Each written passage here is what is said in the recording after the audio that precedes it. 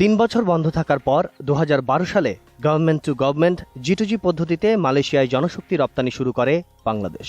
বেসরকারি জনশক্তি রপ্তানিকারক সংগঠন বাইরা বলছে, দুদেশের কতিপয় এজেন্সির অনিয়মের কারণেই মুখ থুবড়ে পড়েছিল সেই উদ্যোগ।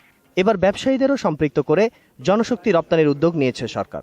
B2B G2G এগুলো আশানুরূপ ফল না পাওয়াতেই এটা নতুন একটা সংযোজন G2G+।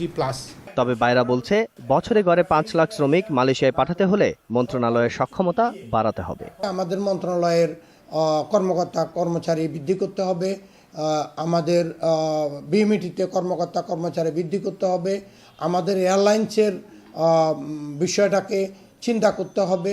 এদিকে এই অভিবাসন বিশেষজ্ঞ বললেন, G2G'র ব্যর্থতার পুনরাবৃত্তি যাতে না হয় সেজন্য আগেভাগেই মালয়েশিয়ার জনশক্তি আমদানিকারক প্রতিষ্ঠানগুলোর আদ্যপান্ত জেনে নেওয়া প্রয়োজন। গোষ্ঠী স্বার্থ চরিতার্থ করার প্রয়াস মালয়েশিয়াতেও এবং বাংলাদেশের বাইরের মধ্যেও আমরা খবর পেয়েছি। সেগুলো ব্যাপারে সরকারও ওয়াকিবহাল এবং সেগুলোকে কিভাবে দমন করা যায় এবং সুষ্ঠু প্রক্রিয়া সেখানে কিভাবে নিশ্চিত করা যায়, সেটাই হচ্ছে সবচেয়ে বড় চ্যালেঞ্জ। এই বিশেষজ্ঞের মতে, জনশক্তি রপ্তানিতে কাঙ্ক্ষিত সাফল্য পেতে প্রয়োজন সরকারের শক্ত মনিটরিংয়ের পাশাপাশি পেশাদারি মনোভাব।